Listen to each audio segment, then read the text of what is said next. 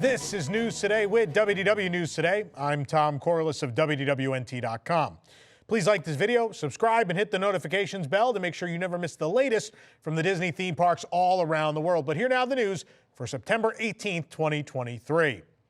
A New Jersey child experienced whiplash on Peter Pan's flight, according to a new lawsuit filed by his father against Disney last week. Daniel Blanco said the ride broke down and unexpectedly stopped when his child rode the iconic Magic Kingdom attraction on May 18th. When the ride operator announced it would be starting back up, the ride jerked and slammed the plaintiff's head into the ride carriage, said the lawsuit, for more than $50,000 that was filed in Orange Circuit Court. The whiplash was not a part of the normal ride. It was a malfunction and caused the plaintiff severe and permanent injuries. The lawsuit doesn't say what the injuries are. Blanco is being represented by Morgan & Morgan, who declined to comment for this story. It's unclear how old the minor child was. The ride, of course, is family-friendly. It doesn't have any height restrictions, so it's for all ages. Of course, you've been on Peter Pan's flight before. I will say this. I've been on it during a restart, and it jerks a little bit. I could see if, like, the kid was leaning forward or something. It could certainly happen. So before we jump to conclusion in the comments saying that how does this happen on Peter Pan, if you've ever been on there during an e-stop, especially if you're on where the vehicle's starting to move downward, if you're on the downward slope, like I came pretty close to the sail myself, I will say. So it could happen. From the probable to maybe the improbable, our next story is the woman who's suing Disney when she tried to enter the monorail and the doors shut on her, her boyfriend said in court records. Quote, as we were getting on the monorail doors slammed shut on Rebecca, John Ruffin said in an affidavit filed in Orange Circuit Court late last month. Guests on the outside and myself and others on the inside were trying to pry Rebecca loose from the doors. Eventually, we got her out. Ruffin's affidavit gives another witness to support Rebecca Venturini's claims, although Disney is fighting back against the lawsuit and denied the allegations. Her lawsuit was filed in July and is still pending. Venturi's attorney filed notice that he is ready for trial, according to court records. Rebecca was badly injured, Ruffin said. The monorail speaker came on while she was trapped in the doors, and it said there was something malfunctioning and we were resetting the monorail.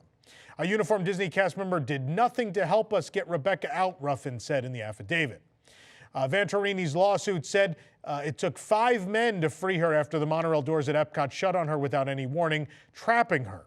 Venturini is suing for more than $50,000 over the March incident. Her lawsuit doesn't give more details on how she was hurt, other than that she had a permanent injury to her body. We'll keep you updated as we learn more on both of these lawsuits. After being announced last month, the Coco Bus Wrap has made its debut at Walt Disney World. We spotted the new wrapped guest transportation at the Walt Disney World Transportation and Ticket Center. The bus is mostly purple and features Dante in his Alebrije form, alongside Pepita, Hector Rivera, and Miguel. Imagery of the Marigold Bridge from the film is also present throughout the art. Hector and Miguel ride on her back and are featured in a 2D animation style rather than their 3D Pixar representation. The back of the bus transforms with marigold petals from the bridge to the afterlife. The back of the bus also features fireworks, with some making out the shape of a sugar skull. I think is particularly cute. The 2 little backlights on the bus are the eyes in the skull. It's very cute. It's a good one. I like this one. New Encanto theming has been added to one of the gondolas that transports guests aboard the Walt Disney World Skyliner. The addition of Encanto theming to the service was announced in August. Its introduction coincides with the start of Hispanic and Latin American Heritage Month 2023, which is being celebrated around Walt Disney World from September 15th through October 15th. The gondola itself is a bright orange tone. It features decals depicting numerous characters from the 2021 animated film Encanto.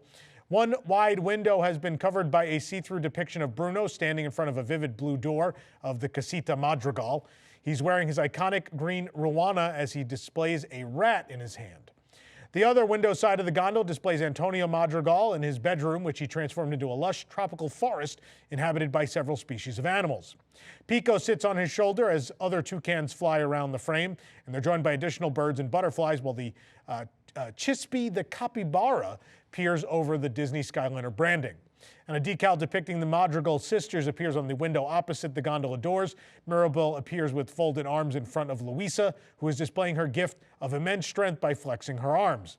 The positioning of the photo makes it look as though Louisa is holding the roof of the gondola up by herself, and Isabella appears next to her sisters. She's manifesting some pink flowers to add even more color to the car. This program is brought to you by our official travel agent sponsor, Be Our Guest Vacations. Your dream vacation begins with Be Our Guest and their concierge team of expert vacation planners. Head on over to beourguestvacations.com/WDWNT and their team will design your next magical vacation, from the Walt Disney World and Disneyland Resorts to the Disney Cruise Line to Adventures by Disney and more. They're also able to book unforgettable VIP tours where you and your group can experience the ultimate park day. And the best part is their concierge services are 100% free, so book today. Sticking with Encanto, guests can now meet Mirabel from Encanto at the Magic Kingdom. Mirabel meets guests in the Fairy Tale Garden, formerly home to Merida from Brave. And for those of you that are my age, it used to be where Belle was. Remember that? For those fellow old people watching today like me, remember Belle was there.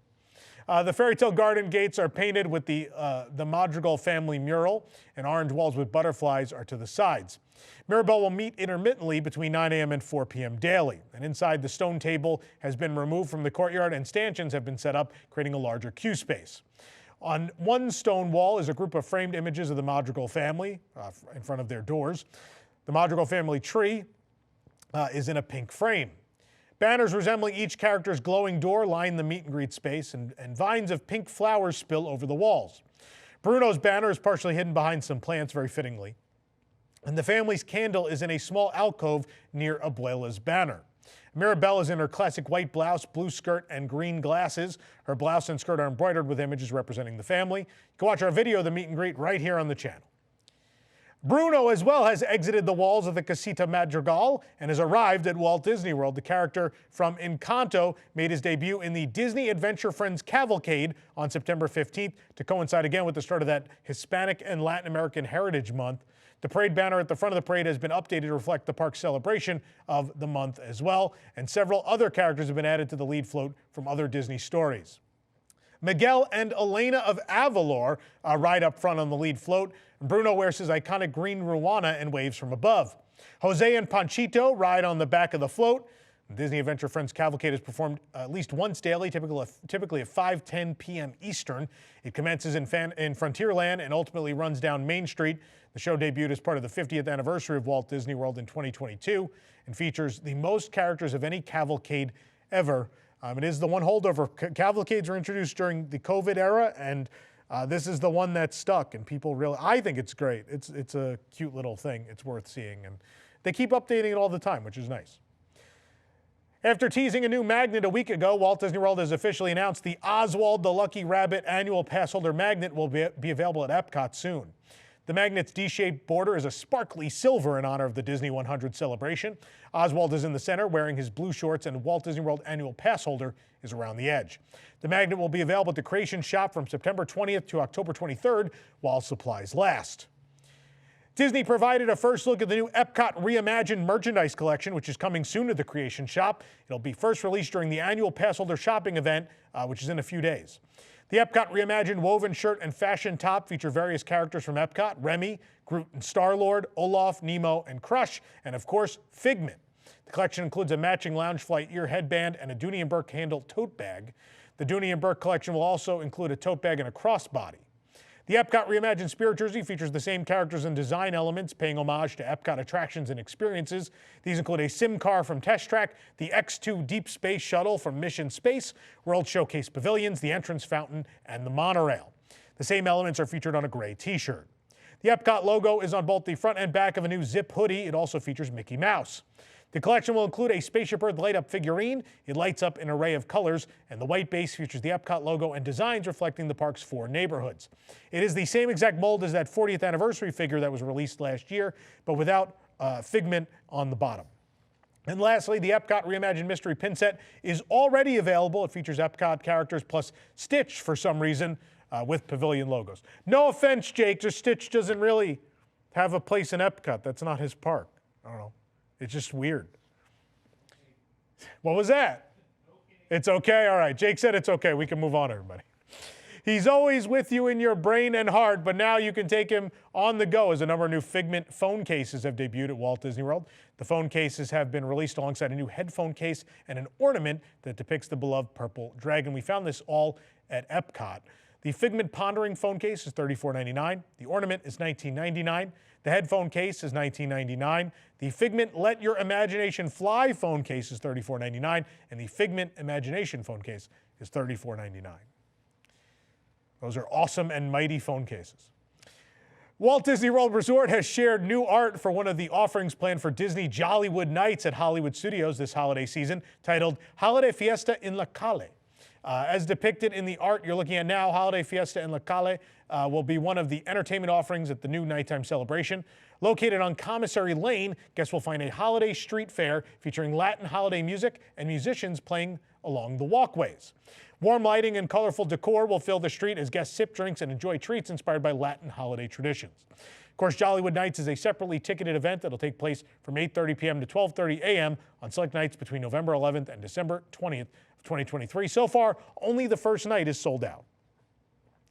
Almost 1 year after construction walls went up in front of Keystone Clothiers to repair the store's crumbling facade, the entrance is now open to guests once again, though the entryway is not completely repaired yet. Back in September of 2022, reportedly an ECV struck the facade and a large portion of the wall around the doorway collapsed, and construction walls went up just a few days afterwards with seemingly no progress on the repair. For nearly a year, it has remained walled off. As you can see in these photos, the entrance doorway is now covered by muted sage green construction material. It's kind of what was there. It's like they cut a hole in it.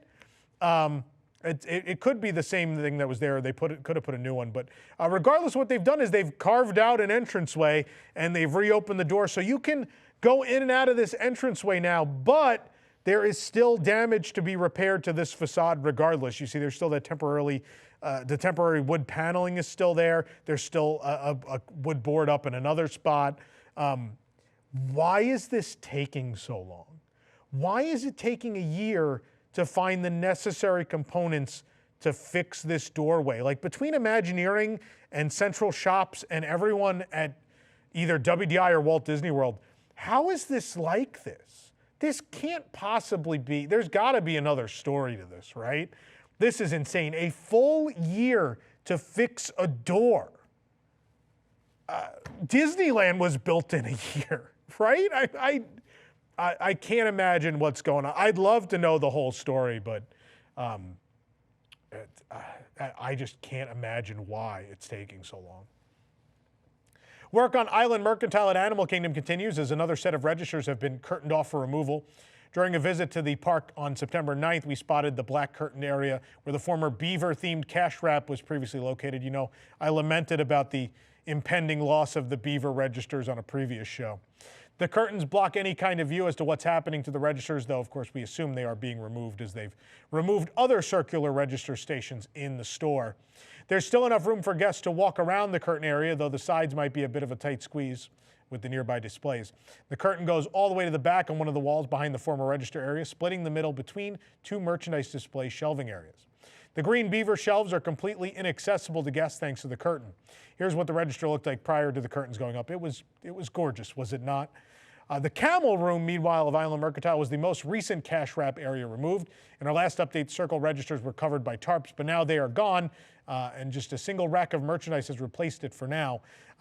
There's definitely signs that the registers were there. It's interesting to see the finished product. Hopefully they're not completely done, but nonetheless, work continues. And as Walt Disney World continues to eliminate centralized cash wraps, these centralized registers that used to be, again, for those of you who are old enough like me to remember the Bell meet and greet, you probably remember when the Emporium had them and other stores, right? It's one of those old Walt Disney World things that now is, it's gone by the wayside. Very few left at this point. The Cake Bake Shop by Gwendolyn Rogers has issued an update regarding the opening timeline on its official Facebook page. As we previously reported, the 2023 opening timeframe was removed from the website in August, leaving it just to say coming soon. But now on Facebook, they have announced that the dining location is looking to open in early 2024. The Cake Bake Shop is taking over the former ESPN Club space and remains in the midst of construction. Once open, it'll include a table service restaurant and a quick service bakery with breakfast, brunch, lunch, afternoon tea, dinner, desserts, and cocktails all available. Maybe they're having problems with the door. Maybe it's taken them a year to put a door in. I don't know. The Solarium at Disney's Beach Club Resort has reopened with a new look, new furniture, and a reconfiguration to bring a spacious, open feel to the sunny space. According to a detailed notice posted to the official site for Disney's Beach Club, the updates taking place at the villas that began on January 7th will run through most of this year. It was initially believed the changes would be completed by early April, but the refurbishment timeline was extended through late fall in March of this year. The exterior of the Solarium still looks pretty much the same as it always has. The large picture windows bring a lot of light into the space. That's why it's called the Solarium.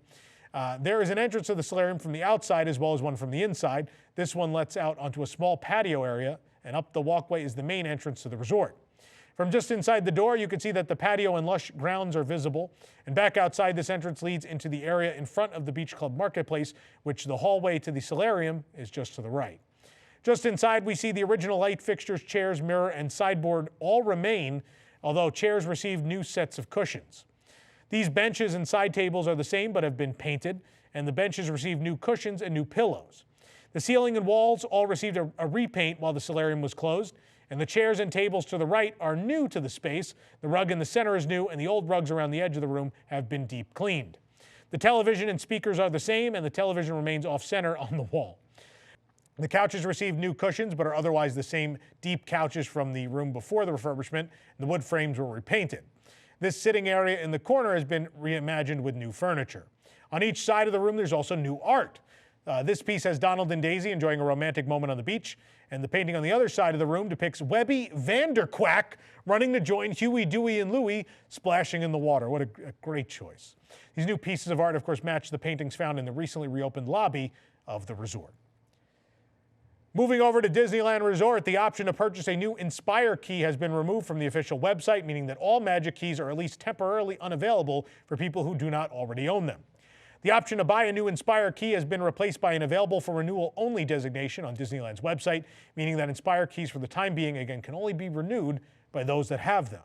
The other three tiers of the Magic Key, Believe, Enchant, and Imagine, all had the available only for renewal tag for quite some time. The recent stoppage of non-renewal Inspire key transaction means that the sale of new Magic Key passes in total, again, temporarily halted. This is not the first time this has happened either, so again, we don't know when they're going to resume sales, but for the time being, you cannot buy a brand new Magic Key. A lawsuit initially filed against Walt Disney Parks and Resorts in 2021 over alleged false advertising of the Magic Key program at Disneyland reached a settlement in July, and the terms of that settlement have been revealed. Each settlement class member will receive approximately $67.41 from a settlement fund totaling $9.5 million, and should the proposed terms ultimately be approved. The terms were highlighted in a 32-page motion filed by plaintiff Janelle Nielsen on September 7th. The listed plaintiffs are Nielsen individually and on behalf of other similarly situated, in this case, holders of the now discontinued Dream Key. That's me. The over 100,000 people impacted will electronically receive payment from the lawsuit and do not need to submit a claim in order to receive funds. Under the settlement, all settlement class members who do not submit valid and timely requests for exclusion will automatically receive an equal payment from the $9,500,000 settlement fund, approximately, again, $67.41, without having to fill out a claim form. Further, after the initial distribution of payments, if the amount remaining in the settlement fund is greater than $10 per settlement class member, each settlement class member will receive a second pro rata payment. As the long-awaited return of Run Disney events approaches at Disneyland Resort, we got a first look at the 2024 Disneyland Half Marathon Weekend Finisher Medals today. Happening January 11th through the 14th of 2024, guests will take part in a memorable race weekend featuring 3 different races, 2 challenges, courses through both parks and the surrounding Anaheim Resort District, and more. Pluto is the star of the Disneyland 5K medal, which runners will earn by completing the 3.1-mile course. The medal features a retro art style and a sliding Pluto charm. The Disneyland 10K medal continues the vintage art style, but Donald and Daisy are in their running gear as the slider charm. Guests will earn this by crossing the finish line of the 6.2-mile course. The Disneyland Half Marathon Finisher Medal sees Mickey and Minnie running in front of Sleeping Beauty Castle. with the giant Disneyland D behind them. Guests will earn this medal by completing the 13.1-mile course through the Disneyland Resort and the surrounding Anaheim Resort District. And guests who finish both the 2024 Disneyland 10K and the Disneyland Half Marathon will earn the finisher medal, the Dumbo Double Dare, featuring Dumbo. It's very cute.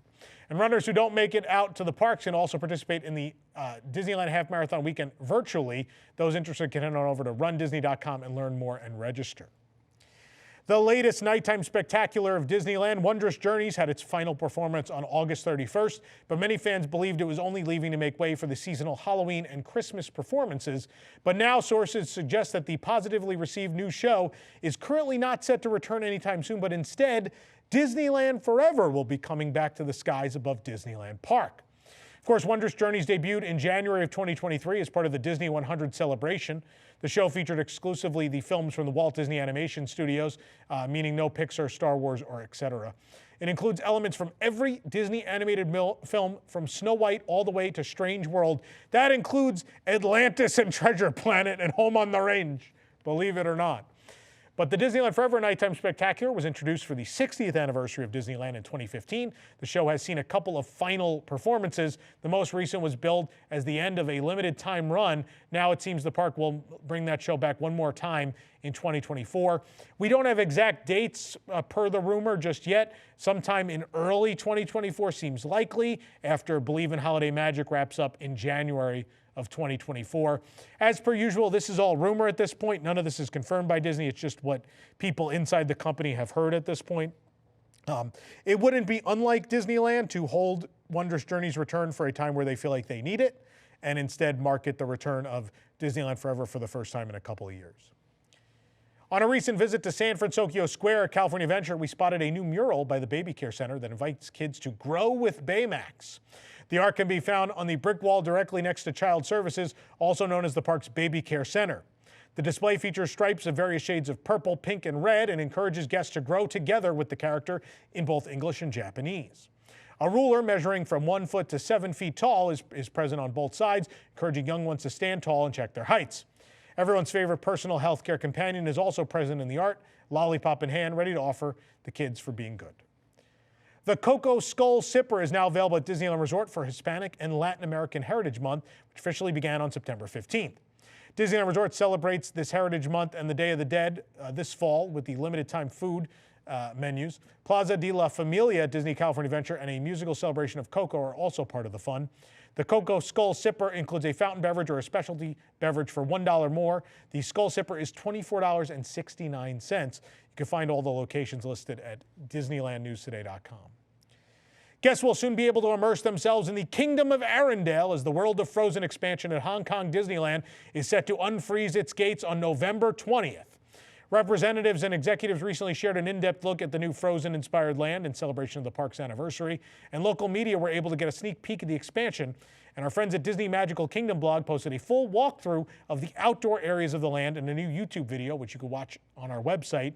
The video showcases the numerous themed decorations and intricately detailed building facades around World of Frozen. You can watch the full tour again on our website, and we will be heading out there to cover the grand opening. Stay tuned in November. Going back to Hong Kong, it's been a long time. Disney Halloween has begun at the Tokyo Disney Resort, and we're beginning our tour at Tokyo Disneyland, where they've started with their parades and as well all of their amazing Halloween decorations.